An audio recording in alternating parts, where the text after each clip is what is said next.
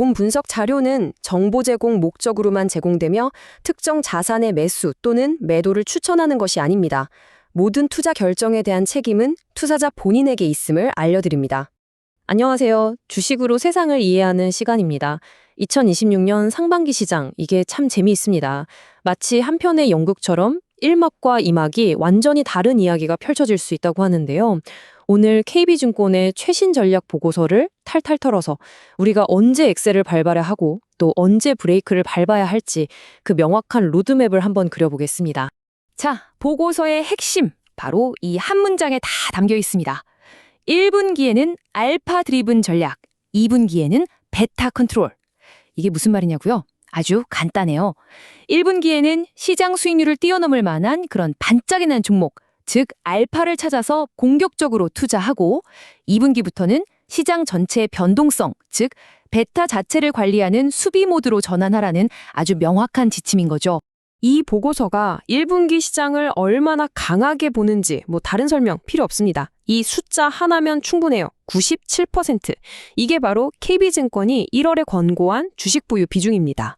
와, 현금은 단 3%만 남기고 그냥 공격적으로 기회를 잡으라는 아주 강력한 신호라고 볼 수 있겠죠. 그래서 오늘은요, 먼저 1분기에 왜 기회가 있는지, 그리고 그 성장의 심장인 반도체와 정책 효과는 뭔지 샅샅이 살펴볼 거고요.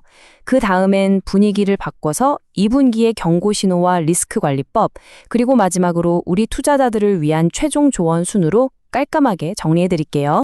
자, 그럼 첫 번째 이야기 1분기입니다. 보고서의 관점이 참 흥미로운데요. 보통 강세장에서는요, 개별 기업의 실적이 얼마나 좋냐 나쁘냐보다 중앙은행이 돈을 푸는지 아니면 조이는지가 주가에 훨씬 더 큰 영향을 미친다는 겁니다.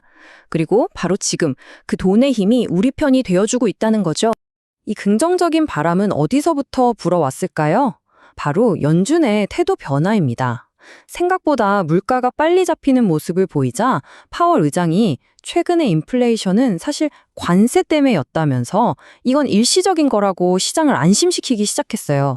덕분에 시장은 연준이 생각보다 빨리 그리고 더 과감하게 금리를 내릴 수도 있겠는데 하는 기대감을 잔뜩 품게 된 거죠. 바로 이 발언이 결정적이었습니다. FOMC 기자회견에서 나온 파월 의장의 이 한마디는요, 사실상 지금 보이는 높은 물가 수치는 착시에 가깝고 그 원인마저 곧 사라질 거라고 연준 스스로가 인정한 셈이거든요. 이게 바로 시장이 조기금리 인하를 거의 확신하게 된 가장 큰 이유라고 할 수 있습니다. 좋습니다. 거시경제 환경이 우리 편이라는 건 알겠어요. 그렇다면 이 랠리를 이끌어가는 심장, 그 엔진은 뭘까요? 네, 바로 반도체입니다. 보고서는 지금 반도체 시장이 단순히 재고를 채우는 수준을 넘어서 과잉 발주라는 새로운 경쟁 국면에 들어섰다고 날카롭게 분석합니다. 왜냐하면 AI 칩 시장의 판도가 지금 완전히 바뀌고 있거든요. 예전에는 엔비디아가 GPU 시장을 거의 독점하면서 수요 예측이 어느 정도 가능했잖아요. 근데 이젠 아닙니다. 구글, 아마존 같은 빅테크들이 너도 나도 직접 맞춤형 칩, 그러니까 ASIC 개발에 뛰어들면서 상황이 180도 달라졌어요. 여러 선수들이 경쟁적으로 칩을 만들다 보니까 너도 나도 메모리 반도체를 확보하려는 전쟁이 시작된 거죠. 이 차트 한번 보세요. 두 맙대 그래프가 모든 걸 말해줍니다.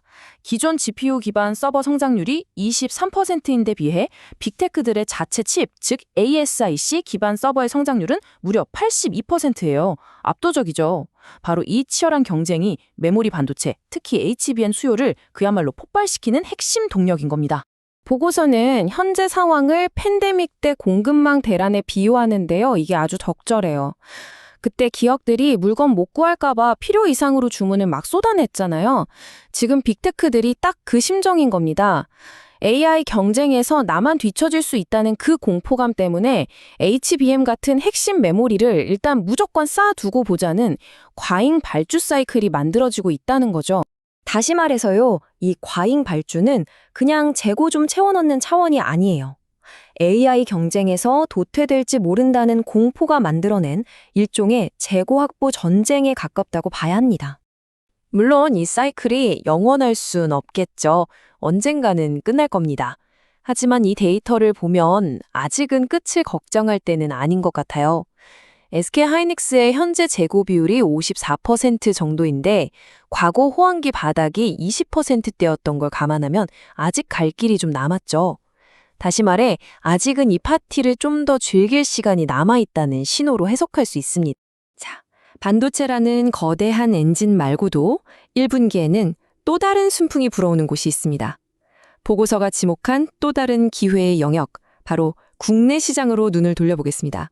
바로 증권주와 코스닥 시장인데요. 정부가 자본시장 활성화 정책을 계속 내놓으면서 증권주가 직접적인 수혜를 보고 있고요. 또 코스닥 시장은 참 신기하게도 역사적으로 1월, 2월에 연중 가장 강한 모습을 보여왔습니다. 이런 계절성을 탄 로봇이나 항공우주 같은 테마들이 이 시기에 특히 부각될 수 있다는 점도 주목할 만한 포인트입니다. 하지만 여러분, 모든 파티에는 끝이 있는 법이죠. 이제 이야기의 두 번째 막 2분기의 경고입니다. 보고서는 이때부터는 우리가 공격수에서 수비수로 포지션을 바꿀 준비를 해야 한다고 아주 강력하게 경고하고 있습니다. 아니, 왜 갑자기 분위기를 바꾸냐고요? 2분기에 위험이 커지는 이유는 크게 세 가지입니다. 첫째, 한두 번 금리를 내리고 나면 금리 인하에 대한 기대감이 거의 사라지고요. 둘째, 회복된 경기가 오히려 다시 인플레이션을 자극할 수 있습니다. 그리고 마지막, 가장 큰 변수인데요. 바로 새로운 연준 의장 임명에 따른 불확실성입니다. 이 역사적 데이터를 보시면요. 연준 의장 교체라는 이벤트가 얼마나 심각한 변수인지 바로 알 수 있습니다. 과거 모든 사례를 돌이켜봐도 의장 교체 3개월 후에는 예외 없이 금리가 올랐고요. 1년 안에는 주식시장이 큰 조정을 겪었습니다. 이건 그냥 우연이 아니라 시장에 일관되게 나타나는 위험 신호라는 거죠. 마이너스 17.6%? 이 숫자가 뭘 의미하는지 아시나요? 과거에 지금과 비슷한 강세장에서 금리 인하라는 파티가 끝났을 때 우리 코스피 시장이 겪었던 조정폭입니다. 그것도 단 2달 만에 이만큼 빠진 거죠. 역사는 2분지에 다가올 리스크가 결코 가볍지 않다는 것을 분명하게 보여주고 있습니다.